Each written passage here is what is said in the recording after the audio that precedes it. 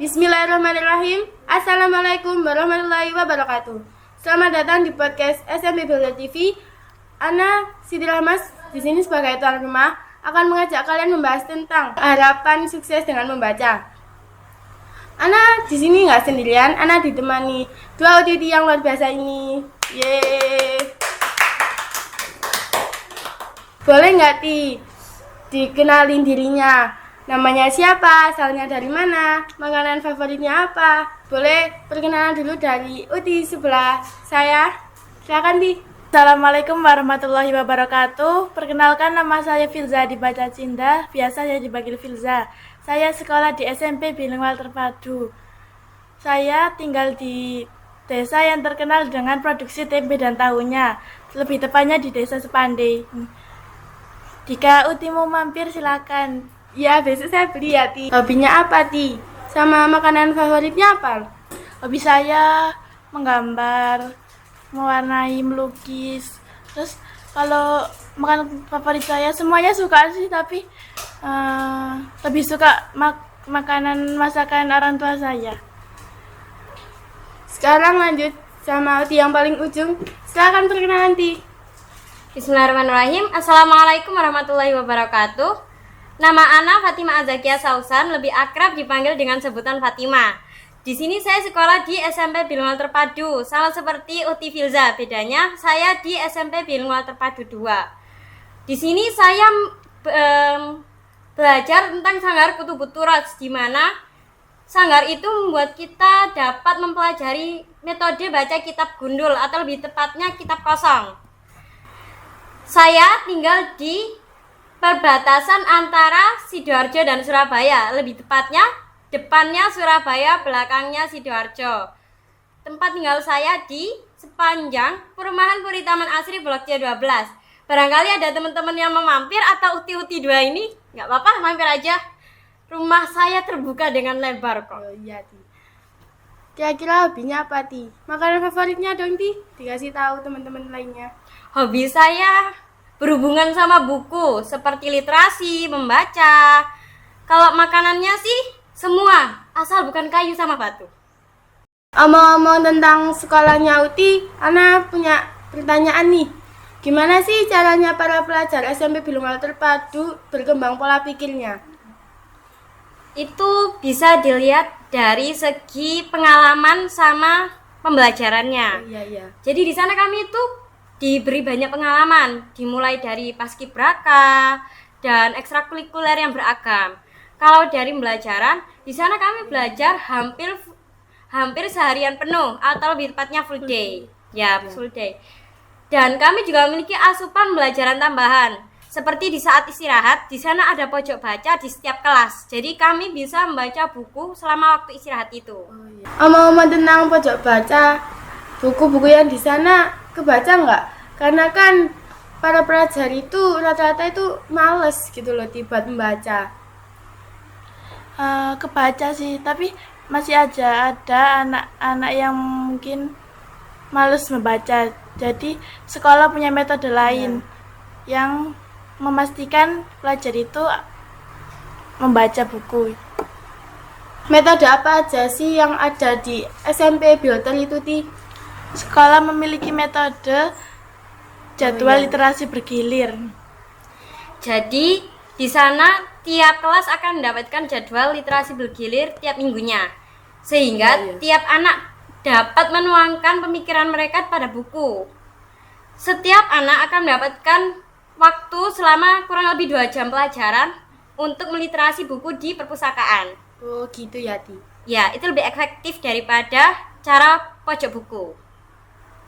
Gimana sih pendapat Uti-Uti tentang minat baca pelajar Indonesia di zaman sekarang? Menurut kurang lebih kami, minat baca pelajar Indonesia zaman sekarang itu semakin menurun, Ti. Jadi tiap tahun bukannya semakin naik semakin turun. Bahkan ada presentase yang menyebutkan bahwa sekarang negara Indonesia itu berada di posisi 7 dari bawah dari 70 negara. Lebih tepatnya berada di posisi ke-63. Begitu miris sekali, Ti. Miris banget ya Ti para pelajar di Indonesia ini. Iya, miris banget. Ini pasti gara-gara kecanduan gadget ini. Ternyata gadget juga berdampak menurunnya literasi di Indonesia ya Ti. Iya, contohnya tuh ada yang dampak positif. Dampak positifnya tuh kalau kita bisa menggunakannya dengan sebaik-baiknya, maka gadget itu bagaikan pisau buah lah anggapannya buat kita ngupas buah. Kalau dampak negatifnya itu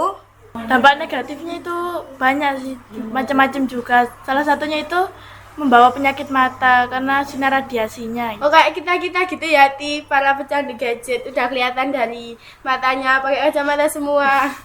iya, ini benar-benar masyarakat Indonesia banget, cinta Indonesia, kecanduan iya gadget. iya. Para pecandu gadget nih. Udah ya Ti, kita lanjut ke pertanyaan berikutnya. Apa aja sih faktor yang menyebabkan minat para pelajar Indonesia menurun itu Ti? Yang pertama itu ada orang tua kurang menyadari bahwa kita butuh membaca sejak dini. Tapi Oh, iya. banyak juga orang tua yang berpikir bahwa sekarang itu masa kita untuk bermain, bukan untuk belajar atau membaca. Oh iya iya. Terus juga ada kurang pedulinya masyarakat untuk membaca. Jadi masyarakat sekarang itu lebih tertarik dengan bermain dan lebih peduli dengan gadget-gadgetnya, dengan temannya. Tak peduli untuk mencari ilmu, lebih peduli kepada permainannya. Dan yang terakhir dari kita sendiri, kurang pedulinya dan kurang menariknya buku bacaan. Terkadang itu buku itu cuma berisi dengan tulisan aja. Jadi orang-orang membaca itu kayak bosen. Karena metode orang dalam meningkatkan minat baca sendiri ada beragam dan berbeda-beda. Ada yang menggunakan metode warna, gambar, dan beragam. Iya. Oh gitu ya Ti. Ini boleh diminum dulu minumannya Ti sebelum kita lanjut ke pertanyaan selanjutnya. Kayaknya capek ya ngomong-ngomong terus dari tadi. Iya.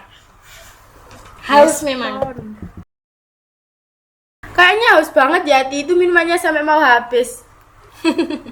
Iya, haus dikasih pertanyaan kritis terus dari Ustinya. Oke, kita lanjut ke pertanyaan selanjutnya ya Ti.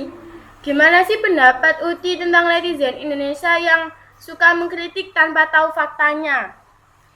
Jadi menurut Ana sendiri, netizen di Indonesia itu suka mengkritik. Mereka itu suka ngelihat dulu, judulnya doang yang dilihat, gambarnya doang. Belum ngelihat isi bacaannya, mereka langsung berburuk sangka. Seperti itulah tipikal negara Indonesia ini. Termasuk saya sendiri mungkin seperti itulah ya. Mereka juga tahu huruf, tapi mereka nggak bisa ngerti apa yang berusaha disampaikan dalam teks di caption sebuah berita. Mereka kayak males gitu ya baca, padahal itu cuma tulisan kecil dikit, tapi mereka males. Seperti itulah tipikal negara Indonesia saat ini, apalagi netizennya Indonesia. Bisa diketahui negara Indonesia itu netizennya tuh cerewet. Setiap 15 detik sekali ada tweet yang muncul dari netizen Indonesia. Iya, negara Indonesia itu cerewet banget. Sampai mereka itu bisa menempati peringkat ke-60 dari 61 negara di dunia. Dalam artian minat literasi membaca di dunia ini. Oh, gitu ya Ti. Luar biasa banget ya negara Indonesia kita ini. Bahkan mereka juga bisa dibandingin sama negara-negara di luar. Contohnya Eropa. Tiap 1 tahun sekali mereka bisa memproduksi 25 buku buat 1 orang. Kalau negara Jepang, mereka bisa memproduksi 15 sampai 17 buku buat per orang. Kalau negara Indonesia, di catatan dunia 0 buku per orang rata-ratanya. Saking parahnya negara Indonesia ini. Oh, sedih banget ya Ti negara Indonesia ini. Bahkan pelajar SMA di seluruh dunia diwajibkan untuk membaca buku sastra kecuali pelajar Indonesia, Luti. Wow. Lanjut. Lanjut ke pertanyaan selanjutnya ya, Ti. Ada nggak, Ti, cara yang lebih cocok untuk pelajar zaman now yang sering menggunakan gadget? Ada. Pemerintah sudah melakukan metode inovasi melalui teknologi. Jadi teknologi di Indonesia ini sudah di-upgrade tiap tahunnya kan ya. Ada beberapa aplikasi-aplikasi baca seperti Wattpad, Webtoon, dan hal-hal semacamnya. Walaupun isinya memang tidak sesuai dengan genre pendidikan, tapi di dalamnya pasti tersirat hal-hal yang mendidik.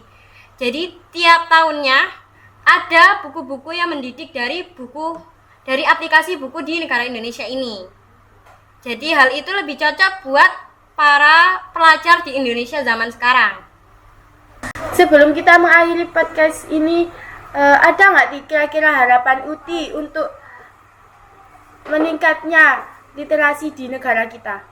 Harapan Ana ya pastinya untuk literasi di Indonesia ini meningkat, karena pastinya literasi itu banyak manfaatnya. Uti Fatima, apa kira-kira harapannya? Kurang lebih sama sih harapannya kayak Uti Filza. Saya juga berharap pastinya negara Indonesia lebih meningkat, karena dengan adanya semangat dalam berliterasi, pasti negara Indonesia pasti akan semakin meningkat juga dan bisa semakin maju.